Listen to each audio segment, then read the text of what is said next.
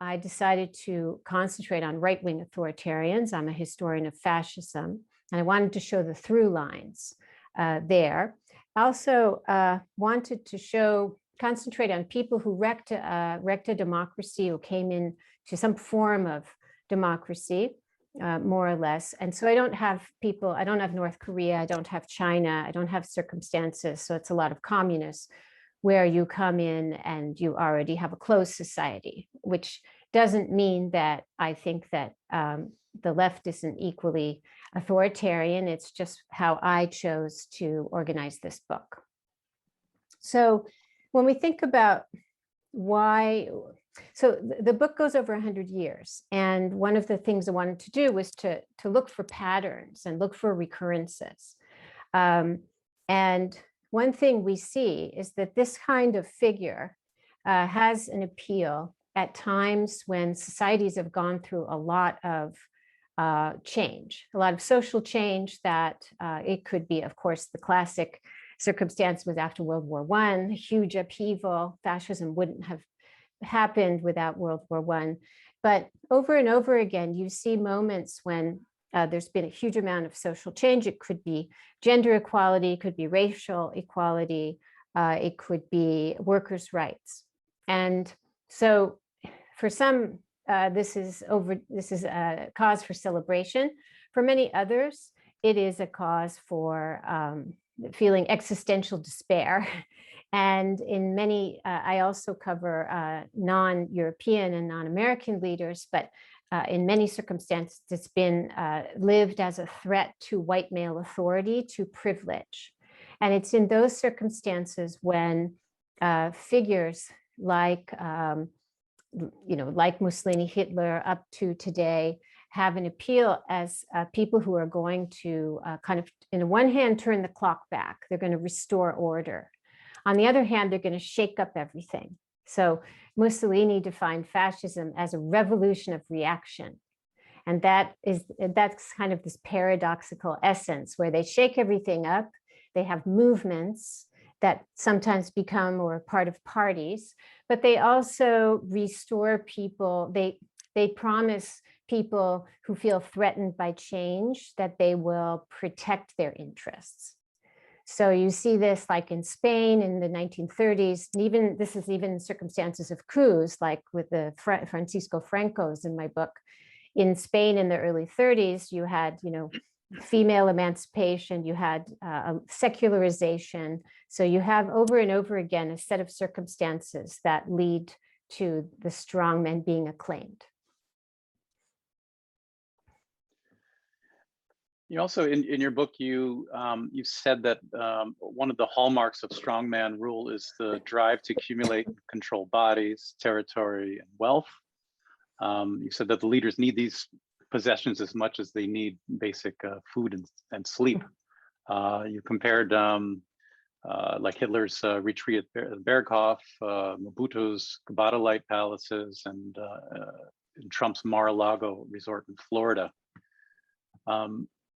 And you said that having it all is never enough for these people who they live in a secret state of dread and losing everything. So how does Trump compare to other strongmen in these senses, and what is it that he fears?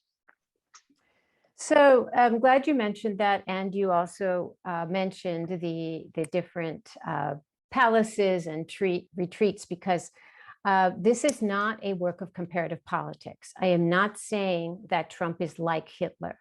That would be ahistorical. And in fact, I'm one of the few people who, of this group of analysts that talk about Trump a lot, who are historians. I don't call Trump a fascist. He uses fascist tactics. He uses many, many tactics. And one of the points of my book, which it's important to know how it's structured. So I have these tools of rule. Let's take propaganda.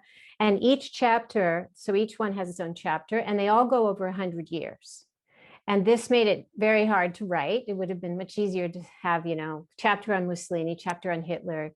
But I wanted people to be able to open the chapter, say, on propaganda, and see what has changed and what has stayed the same. And there are quite remarkable continuities, for example, with personality cults. The canons of the personality cult, where you have to be the Superman and the everyman, have hardly changed at all. But the book is an evolution of authoritarianism. So what I'm doing is looking at certain things in personality type, in personality traits, such as possessiveness, having it all is never enough, a mania for control, that are common to these leaders, but obviously play out very differently. So I'm not saying that Mar-a-Lago, where Trump receives his acolytes, where he receives this acclaim that he needs so badly, is the same as what Hitler did. That would be very silly. But there are certain core values and behaviors that these men have, and like insecurity, again, mania for control, certain behaviors of governance, such as the creation of what their political scientists call inner sanctums, where you have a governance structure, you fill your inner circle with flatterers, with family members, and this eases your corruption. And they're often constantly changing. Now Hitler was a bit of an exception. He's somewhat of an exception to some of the things in the book, because he had a core of collaborators who he found very early, like Goebbels, and he kept them constant through his reign. Now his reign was also shorter than many others, quite shorter. It was only half of the time that Mussolini ruled. But Mussolini was more typical in that every 4 years, he completely dissolved his government and his undersecretaries and shuffled the whole thing. And that's what you see Trump did, Mobutu did, even Pinochet, who we think of as stable, military. He reshuffled his government 49 times in 17 years. So these are kind of behaviors that are designed to help them have absolute power, whatever that means in that circumstance. So I want to clarify that, because otherwise it sounds like it's all flattened and they're all the same, and that would be very silly, given the way things work very differently in fascist times versus today. The outcomes are very, very different. I know you did your PhD research on Mussolini, and I thought that was very interesting how you did include a lot of Mussolini in this book. Living in Germany, we think of the fascism really going with the Nazis, but it's very interesting to read about how so much of this was how strong Mussolini was so many years before, and how Hitler seemed to aspire to Mussolini, so a bit of his protege. And at the time, Mussolini didn't even take him seriously. I think you mentioned that when Hitler wanted to meet with Mussolini, Mussolini just disregarded it. And it wasn't even until really when they had the pact at the beginning of World War II, and even then Mussolini was just mostly with his lover, rather than even taking it seriously, building up for war, and only sort of got into it when he saw how quickly France fell to the Nazis. Can you just tell us a little bit about that? Because I think that's interesting for Germans as well. How is that relationship between Mussolini, Hitler, and what did Hitler want to learn from him? So Mussolini really was the pioneer of many things, that some which stay with us today, like personality cults. If we think of his body politics, the way he used his body as, and so in democratic with a small d leaders, they represent the people, but the authoritarian, he embodies the people. So his physical person, his body, becomes the vessel of the nation's desires and hopes and sorrows. And that's why they become the victims. And of course, Hitler had this down. But Mussolini really made his physical person a very, very important symbol of the nation, in a way that, and he was constantly stripping his shirt off in a way that only Putin has done since. And there were many, many similarities in the way he managed his physical presence. And so Mussolini was also, Hitler admired him because, you know, he founded the fascist combat leagues in 1919, and by 1922 he had already been invited to be prime minister. So very quick. And during the whole 20s, he was, he's very instructive for today in ways that, in this regard, that Hitler is not, because he was a prime minister of a democracy for 3 years. And during that time, he chipped away, and he was making this template as he went along. He chipped away at press freedoms, at all kinds of other freedoms. And then he had a crisis, also very contemporary, if you think of the fate of Navalny in Russia. He discovered that his socialist adversary, Giacomo Matteotti, was about to reveal his financial corruption. And Matteotti was the head of the Socialist Party. And when I was in graduate school, I learned that he had Matteotti killed because he was an anti-fascist, and that made sense. But new research has shown that Matteotti was killed because he was an anti-corruption reformer and was about to expose corruption and financial corruption and bribes. And American oil company, of course, because oil is a through line in authoritarian history. And that is why he had him killed. And this triggered a crisis. And Mussolini resolved this crisis in a very audacious manner by declaring dictatorship. And Hitler was watching very carefully, of course. In the meantime, he'd tried his own putsch, he'd gone to jail. And so he was writing incessantly to Mussolini, and he used intermediaries in Berlin to try and get his attention and have Mussolini become his mentor. But Mussolini wasn't interested in him because he didn't see any evidence he would have success. This is the transactional mentality, the instrumental mentality of the authoritarian. And it was only in 1931 when the Nazis, were gaining considerably in public opinion and votes, that Mussolini finally sent Hitler an autographed picture. And Hitler replied immediately. He was overjoyed. And of course, it's an object lesson in the particular kind of authoritarian transactional relationships, their whole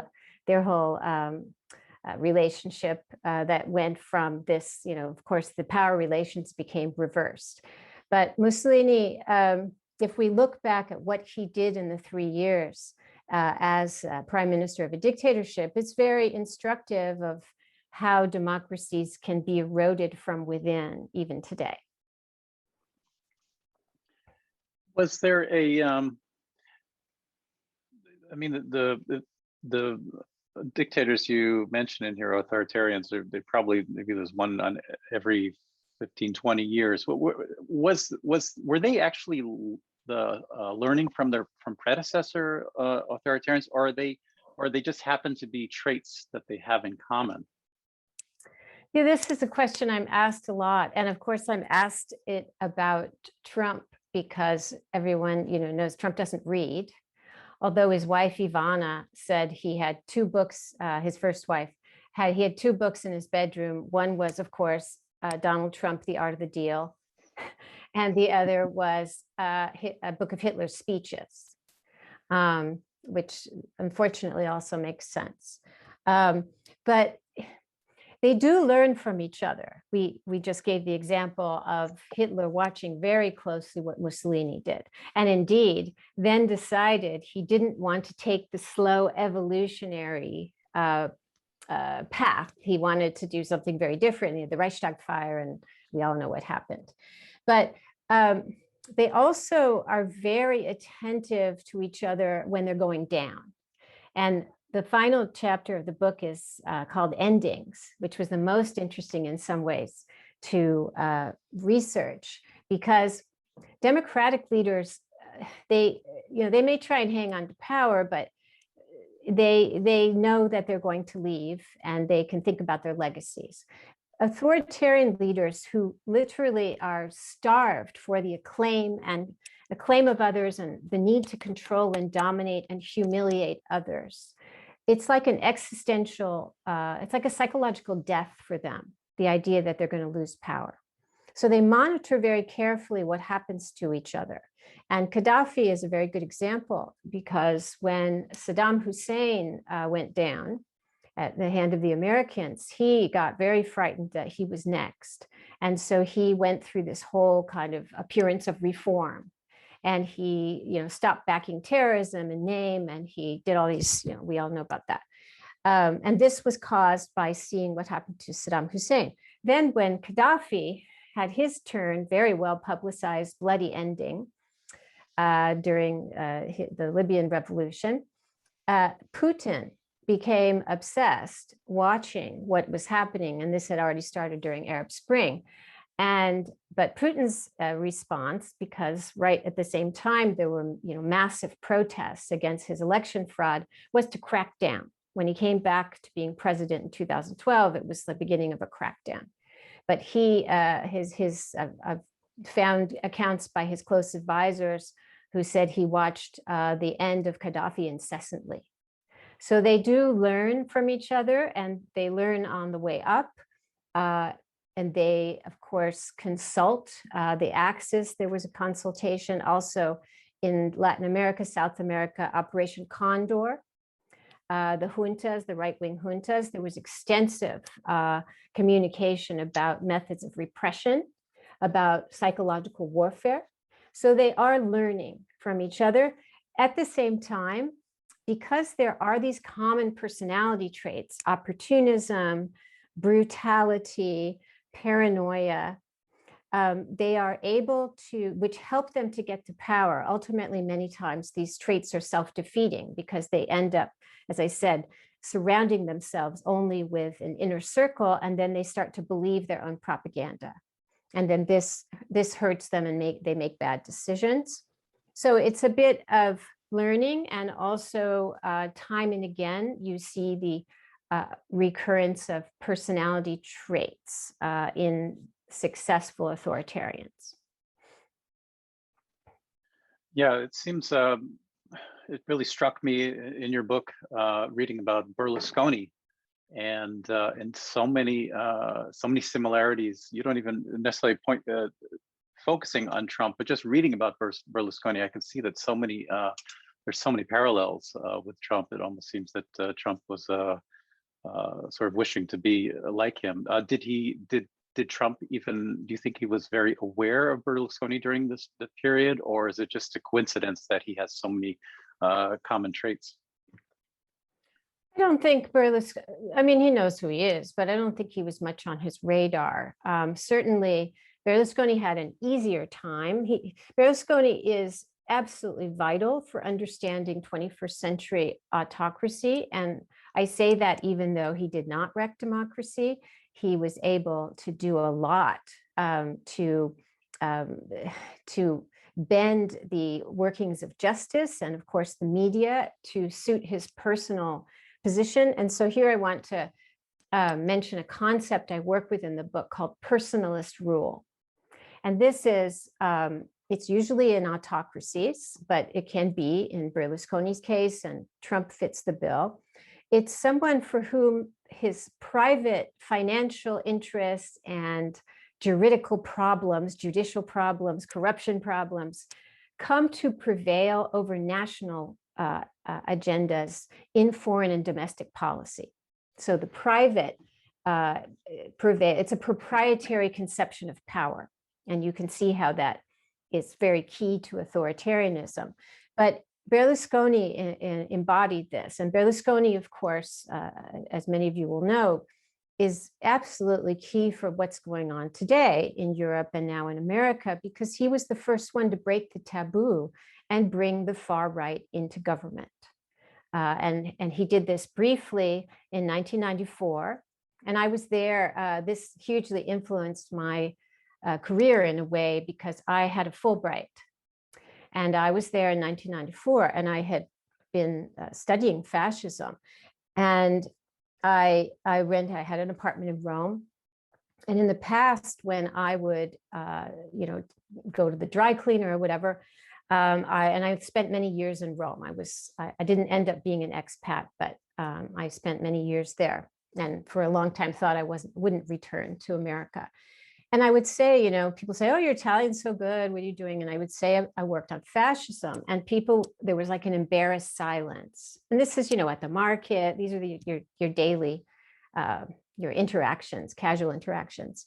And once in 1994, when Berlusconi was, bringing the former neo-fascists into the government, even though they were rehabilitating themselves, and Gianfranco Fini made sure he always wore suits and aviator frames. You look like a businessman, right?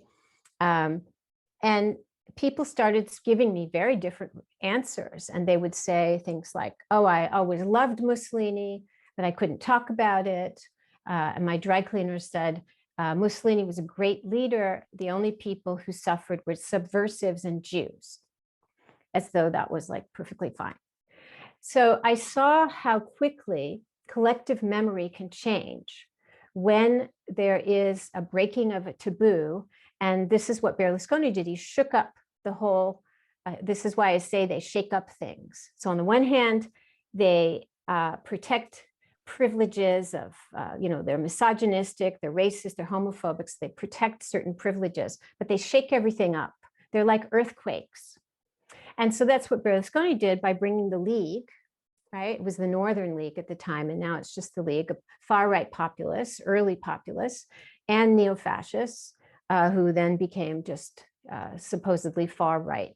And he did this, so that was very important. He also normalized corruption because he managed to have these laws passed called ad personam laws, that, for example, he was accused of bribery, and so he managed to have a law passed that made bribery a lesser offense. So, and many, many things like this. And of course, he owned TV networks. So Trump had way more of a challenge because he didn't own TV networks. He had Fox News as his very faithful partner. But Trump is, of course, a lot more dangerous because of the resources of America. Look what almost happened. We were way closer to a military intervention or coup after in the period between November 20 and January when Biden came in than we think. And there's a lot coming out about that. So there's the American military, there's nuclear power, and also the American exceptionalism, which is not as much the endurance of democracy, but allowing people to have guns, allowing individual citizens to have arsenals, military grade weapons. And we saw the outcome of that with January 6th. So we're in a uniquely dangerous position because we have this bipartisan system, which, to go back to Italy, when you have many more parties, Americans used to say, oh, our system's so stable with these two big parties. But when you have a bipartisan system and one party detaches itself from democracy and backs autocracy, that's a huge problem. And then you have ordinary millions, it's now close to 500 million guns in private hands. So we have challenges that Berlusconi's Italy didn't have. It seems that also another thing in common with these authoritarians is they have their followers have a real cult of personality. And yes, we do see this playing out even just today or yesterday with the House of Representatives, right? With Kevin McCarthy mandating already his talking points for the Homeland Security Committee, Republican head there in the chair, and he got exactly what Kevin McCarthy wanted, and then in the end, Kevin McCarthy said no, we're not going to accept this January 6th commission to find out what happened on the insurrection at the Capitol. And so this just seems like this cult of personality is so strong that people only seem to be, it seems to be all about loyalty rather than about any expertise or actually ideals. So this is part of this personalist rule, but this is Donald Trump's greatest achievement, and it's staggering. It's astonishing. In only 4 years, and unlike Berlusconi or Mussolini, he did not found a party. He came in from outside, he didn't found a party, and even Hitler didn't found the National, Socialist Party, but he was there from a very early time. Nor did he have a coup. So he, like Pinochet or people who do coups, they're obviously the architects of this new regime they set up. Trump had none of this. And yet in 4 short years, he managed to completely domesticate the GOP and make it into his personal tool. And so here we have the concept. And again, this is why my macro point in the book and here is, and on TV, wherever I'm speaking, is we cannot use the toolbox of concepts that come from democracy to understand this. We have to use authoritarian concepts, even though Donald Trump did not wreck democracy in the end, right? But the concepts of cult of personality, leader cults, and authoritarian bargain. The GOP is in the role of Italian and German conservatives who backed the extremist, brought him into the system. Even though Trump said in January 2016, he could stand on Fifth Avenue and shoot someone. My hair stood on end when I heard that. I ran home to do an op-ed for CNN because it was a huge red flag that he was telling Americans while he was still a political candidate. Like, who does that except like Bolsonaro and Duterte? Advertising their violence and the fact they consider themselves above the law. But that's what he did. And 2 weeks after that, Jeff Sessions, as standing in as the Republican elite, endorsed him. So he was brought into the system, even though he was clearly an extremist, and the rest. And of course, the classic dynamic is that the party thought they could use him, and he ended up making them his tool. So this is an extraordinary story, how the GOP was tamed to an extent and really voided in a way of its independence to the point where in 2020, in election year, the party decided to issue no new platform except fealty to Trump. It's incredible. And if you look at the evolution of personalities like Lindsey Graham or Kevin McCarthy, and how they went from being critics of Trump and independent, like Kevin McCarthy was the one who famously said in the summer of 2016 that he thinks Putin pays Trump, and that was hushed up, to becoming the emissaries of Trump, of the guardians and policers of the Trump cult. It's quite extraordinary, but the antecedents for this behavior are in authoritarian history, not so much in democratic history. The end of towards the in that endings part of your book, or the conclusion, I can't remember which part that was in, but you said something about strongmen do not vanish with the exits from power, but instead remain as traces within the body of their people. Like muscle memory to salute and sing the songs can be hard to shake. Is this what's happening even with Trump being sort of gone from our big social media platforms? He seems still as present as ever. So of course he's less visible if you don't watch Fox News, and like I don't, but I'm on Twitter, and he's not there anymore. But he's still pulling the strings of the party, and indeed he has had to tighten authoritarian style party discipline after he lost the election and after January 6th. So if we look at the big picture, which is just horrifying for democracy, what Trump has succeeded in doing is going from demonizing, is dismantling the culture and ethics and values of democracy bit by bit. From 2016's innovation of declaring a political opponent as illegitimate and worthy of being locked up. This was new, so that's the eclipse of mutual tolerance. That it's not about, just because in the past you would have perhaps very lively disagreements, but they didn't need to be locked up or killed.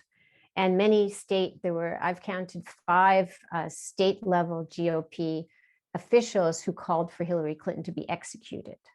So already in 2016, we were leaving or had already left democracy. But now, by 2020, there's been a crackdown that's like, again, this is not like communism, but you have the authoritarian style party discipline, so that expressing dissent within the party is now grounds for being physically endangered. So in his second impeachment trial in February, this past February, some Republicans who voted to impeach him had to buy body armor because they were getting death threats. And one of them, Representative Peter Meyer from Michigan, said, quote, "Our expectation is that someone will try and kill us." And these are very dire things, but it can be very hard.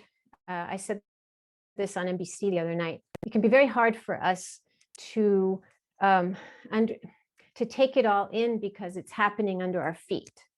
But my job as a historian writing about the present also is to look at the continuum, and that's what's happened. We've moved from the demonization of the political opposition, which the GOP was doing before with shock jock journalism, to the quelling or quashing of dissent inside the party, and that goes with the leader cult, and that is what has allowed Donald Trump his hold on the party to stand, even though he was defeated.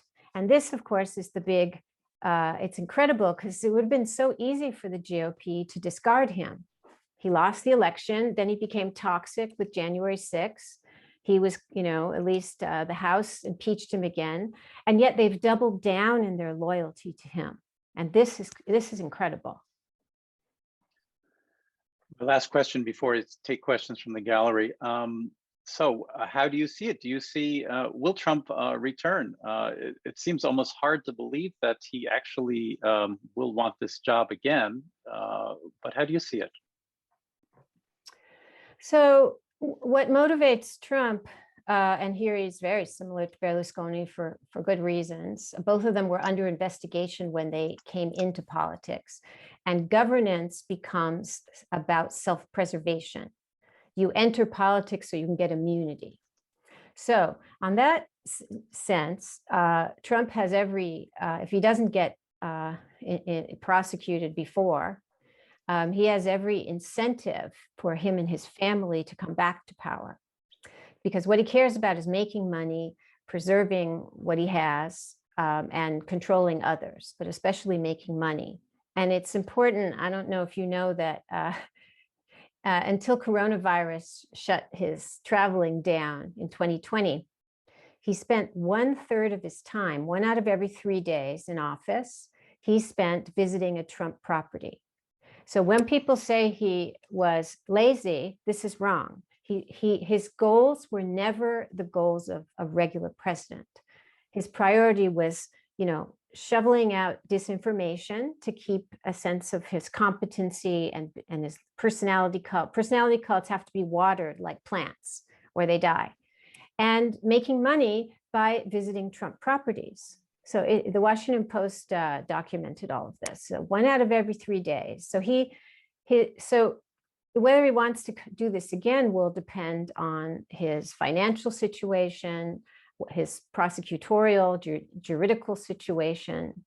But right now, he has not allowed any other rivals to emerge in the party. So the latest poll, I think it's today or yesterday, is, they ranked as 48% chance that he would be the nominee.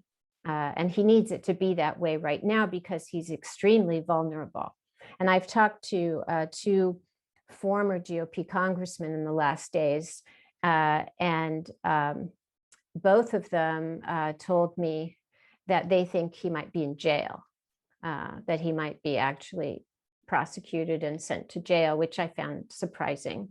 Maybe I've studied too many people like Berlusconi to think that someone can get actually sent to jail, because sadly, none of the people I wrote about, all the things they did, none of them actually went to jail. But so I don't know. I can't even say if he does what is in his self-interest. So we'll have to, it's a little early to know what will happen. I guess it will be interesting to see what comes out with what now the third big case that opened up just this week. The criminal, in fact, they told me this, they already knew before it was announced. That's why they were talking about it. I couldn't figure out what they were talking about. And then it was announced that there's now criminal probe as well as civil probe. So yeah. Okay, I'd like to go to Doug Zeres. You have a question? Hi, everybody. Hi, Ruth. Can you hear me? oh yes. Very good.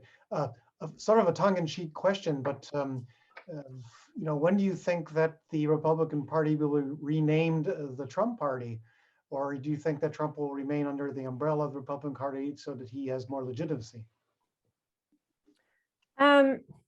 I think that they won't. Well, the movement that's going on now is not to rename the party, but there are former Republican officials who are very horrified at what's going on with the GOP, who want to form, or there's talk about forming another party. So right now it would be less that the current GOP would rename itself than a new party to have come with a different name. I'm not sure that will ever happen because that splits the vote. And it's a little bit antithetical to, unless they ally with what America needs is a robust and unified pro-democracy movement. And what we learn, including from the German case back in the early 30s, is if you're not unified, it becomes much harder to resist autocracy. Okay, let's go to Eric Shambrum. Are you able to I am. connect? I hope it's not too loud. I'm outside with the birds. That's It's good. very nice out here. Trump is a non-politician. He knows nothing about history. He's never really been interested in politics. And the main thing is, that concerns me, he never practiced politics at all, not in the sense of conducting the business of the people. So my question is, what does this say about the future? He hijacked one of the two, only two, because there's only two in the United States. We live in Germany, it's different here. Main parties. Is this the end of politics as the way that we understand it? Does the United States actually not feel that it needs that?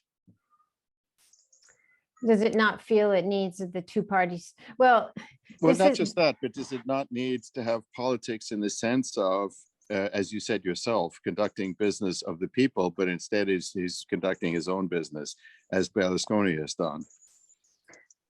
I mean, clearly there are many things about American politics that are broken. And when individuals like Trump come along in a nation's history, it shows, it's like it reveals all the fissures and potholes and weaknesses in democratic institutions. And unfortunately, it usually takes some repressive experience to refound the system. Now, that said, we did an absolutely incredible thing here in America. We voted out a brute who was in the middle of his autocratic capture. And that's why the GOP, of course, is on the warpath now with all of its voter repression bills. But I don't have a full answer, because what do you do when you have a bipartisan system and one of the two parties isn't playing the democratic game anymore? And I would say that it's been very, very hard for Americans to see this, including the press. They didn't know anything except democracy, and they were unable to see Trump in a different frame. And I started talking about him being an autocrat in 2016. And before he came into office, I published an op-ed in CNN predicting what he would do, saying Trump is going to follow the authoritarian playbook. And I was roundly ridiculed for this because it seemed fantastical. So right now, it still seems fantastical to some that this bipartisan behemoth could be changed. And as you well know, our system it's mastodontic. It's not as fluid. You don't have coalition governments. And this Americans thought was so great, and they would poo-poo all these other countries with the chaos and constantly changing coalitions. But now it's a huge liability. So I don't know. I think we need a pro-democracy movement that's extremely activist, aggressive, and we need people to see very clearly what the threat is. And I've given 350 interviews since 2016, trying to educate Americans and journalists. And I'm not saying this condescendingly, but they really have a problem getting beyond the democratic frame. And it's like it can't happen here thing, or the personality cult. It just seems too remote. It doesn't seem like anything that would apply to America. And that's part of the challenge. Well, can you put your finger on your crystal ball and try to tell us if it's even possible to get back to some kind of a functional democracy? It has to be forward to a new kind of functional democracy, but it's not functional now. No, and I have been, I was kind of agnostic about Biden, meaning I voted for him, and obviously, but I didn't know what to expect. And I've been pleasantly surprised that he has come out, at least in his speeches, and also in acts, that some of them are not passing the Senate, like the Accountability Act to guarantee election security, et cetera. He's been extremely vocal in terms of pro-democracy. And he's also understands the stakes. And he says, like his first press conference, he said, our grandchildren will be writing their theses about the struggle between autocracy and democracy. And what's really incredible is that this is going on in the world. You know that we have a new wave of autocracies, but we also have an unprecedented amount of resistance and activism and protest. 2020 and 2019 had the highest, despite coronavirus, the highest amounts of protest around the world ever. So it's like this showdown, and the United States is going, and I don't know if Americans, again, I'm not sure they're really getting this, but the showdown is coming home, and it is here. And so Biden understands the stakes, but it's the problem of trying to have concrete legislation passed when the Senate is blocking everything. And that's also why there's discussions about filibusters. And one other thing I'd like to mention is we have also seen the problem with the way our whole process is structured with the Electoral College, which many people have long wanted to abolish. But if you see things through the authoritarian, bleak lens, the Electoral College is also highly vulnerable to death threats and manipulations and intimidations. The smaller the amount of people who actually are deciding the outcome of democracy or an election, the more those people, with the wrong person in power, the more those people can be intimidated. And also the 20th Amendment, which leaves this ridiculously long period that most other countries don't have. Look how much trouble Trump was able to cause in those months. So all of this has to be reformed if we want to be serious about protecting democracy, but it's a lot to do in a we don't have very many years. If the Republicans get back in 2024, I think we will become like an electoral autocracy, unfortunately. Yeah, that's for real. We saw that with the sort of alternative electors in some of the states appearing, trying to get that's what they're going to do. Yeah. That's what they're trying to do. They also acted to they want to make sure they never again fail at the state level with people like the Georgia Secretary of State Raffensperger, who he had to buy body armor. It's awful what's happening to these people. And people don't talk about their threats.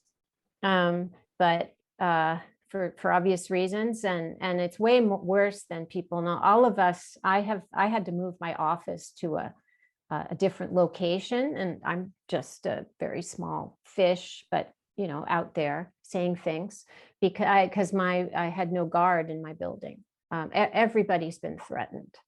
And so think about somebody like a Secretary of State, and they're replacing all those people because they want to make sure that next time they succeed. That's the bleak reality. Yeah. You all have to go and have an aperitif after this because it's a Heavy subjects. Yeah. Sad story. And we've seen also the 360 odd laws that are trying to be passed, or some have been passed, and others are trying to be passed in many of the state legislatures, right, to suppress voting rights and to make sure that that many states don't fall into that situation of actually reporting the accurate votes that were received. Yeah. I just want to read a question here. Somebody who he says he has a newborn, so he couldn't ask it himself, but I'll ask it for him. On the topic of embodying the people, would you say Trump achieved this? I guess he was referring to being, I don't know what he was referring to. Let's see. I sense that the people felt a strong bond with his identity. Yeah. Yet there is very little relatable or representative about a New York billionaire, white, male, or not. Or did people identify with him due to the classic American belief that any one of us is just a step away from being a millionaire in our own right? Great question. Congratulations on the newborn. So Trump was born to do this because he's not just a businessman, international money launderer, con artist, blah, blah, blah, but a reality TV person. And the White House photographer who photographed him and has photographed, I don't know, dozens of presidents said that he was the one who spent the most time. Other presidents, it was like a 5-10 minute operation. Trump was half an hour because every camera angle had to be just so. So he's extraordinarily sophisticated propagandist. So that helped him. He knows exactly how, what these guys do is that they speak a certain language of emotion. It's very important that on January 6th, when he sent the video hours after the assault was going on, he once again told his followers, quote, "I love you, you're very special." And so the secret of the strongman is, of course, that he despises those he governs, but he connects emotionally with them. He knows how to use his language, his body language, all things. But Trump also had this glamour. And so when these people succeed, it forces, it certainly happened to Germans and Italians, and it forces a nation to look in the mirror, because these men embody aspirational values. And Trump's was not just glamour and Hollywood glamour, TV glamour, but also the man who gets away with it. And getting away with it is the essence of authoritarianism. And the smartest authoritarians will buy people off. And this is like a dynamic that's very important. I myself, who studied fascism for years, until I researched this book, for example, I didn't remember or didn't know that, for example, in 1938, the year of Kristallnacht, Hitler passed a debt eradication law. The first one had been in 1933. So as he upped the persecution and asked Germans to turn a blind eye or participate in persecuting their neighbors, etc., he eradicated and reduced their debt. So these buy-offs are very, very important. So to go back to Trump, he managed to be the man who got away with sexual assault, possibly, tax fraud, money laundering. And he said he could stand on Fifth Avenue and shoot someone and not lose any followers. So this was his brand, getting away with it. And this was very intoxicating, not just to the grand public. The men who, I have a huge collection of Trump images, Trump as John Wayne, these are from his followers, Trump as Tarzan, Trump as, and Trump himself tweeted, and this is so scary because it wasn't a retweet, it was an actual tweet. Someone in his entourage photoshopped his head onto Sylvester Stallone's body in Rocky III. So it's a very, you can look at it, it's from 2019, you'll find it on the web. So he sees himself as this macho hero who saves the nation. And Orthodox Jews and evangelical Christians have been all too willing to buy into this. So he's the savior. So all of these things. So he's like everything.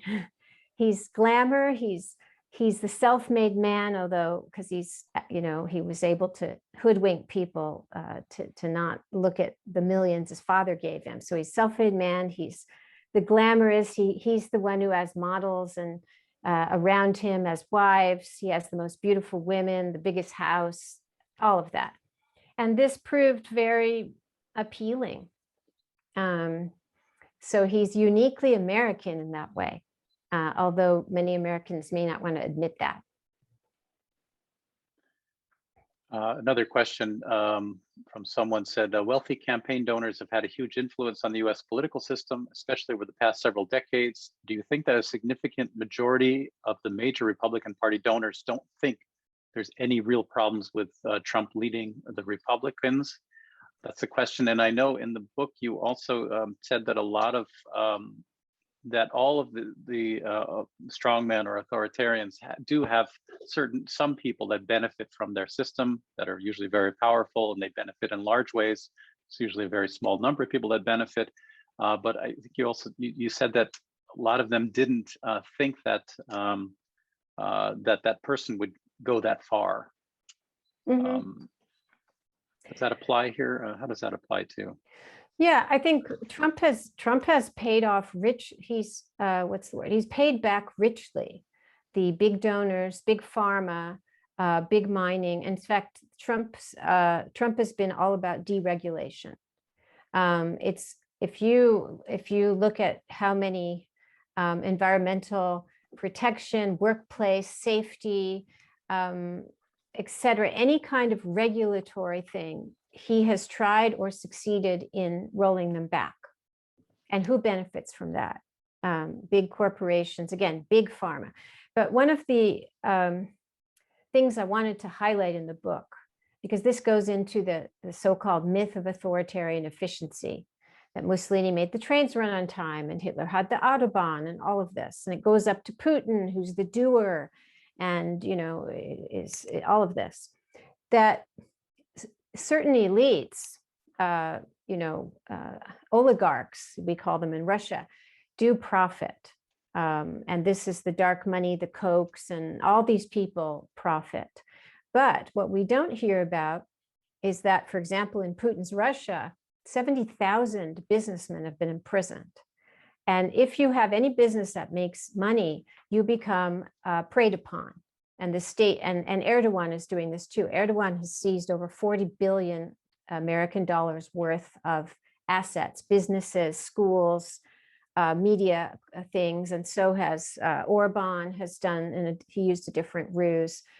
But if you're not a huge oligarch type person, then authoritarianism has been extremely destructive for business. Again, if you're not in oil, in weapons, but those stories don't get told.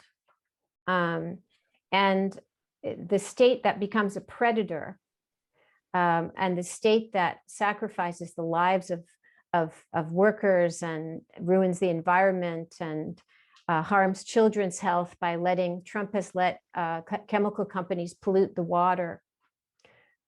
We don't hear enough about that. What we hear too much about instead is this glorious leader who gets things done.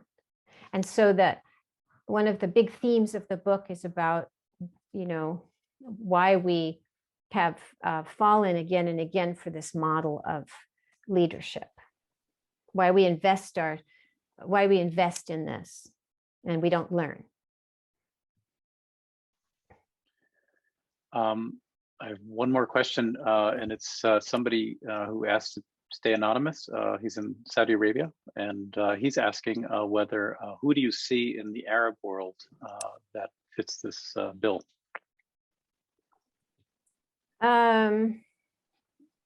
Well, there are several. I mean, certainly in Egypt, I think that it's not in the Arab world. I think Netanyahu fits the bill. I think someone who goes by an acronym of NBS fits the bill. And what you've seen actually in Trump's America is the triumph of a transactional view of politics that is where state secrets, like Jared Kushner, we haven't heard enough about Jared Kushner, who is very associated with that last person I mentioned, who makes deals. This is the personalist model to help his ailing family businesses. All of this transactional, where foreign policy is subordinated to private concerns, including staying in power. So that person who goes by the three letters is extremely able at doing that. There are more. There are all too many in many continents. But that's someone who has had great success with the Trump administration in particular. Ruth, it's been such a treat to have you here, and I know you're very busy. The hour is up, and I thank you so much for joining us here. And I'm sure that just the way you're able to formulate it and your answers, I've got a lot of feedback. People send me messages and just say that you're a wonderful speaker. We're so lucky and fortunate to have had you here. Thank you so much. This is the book in actually the London edition. The American edition is Mussolini. What is it? Mussolini to the present. Mussolini to the present, and and I just turned in the new epilogue. There's going to be a paperback edition coming in the fall, and the epilogue goes through from the election, because I had to turn it in the summer, and I had to kind of predict what would go on with the election. And I hate to be right, because it's always bad news when I'm right. But so this one goes through January 6th and sees Biden into office, and that will come out in the fall.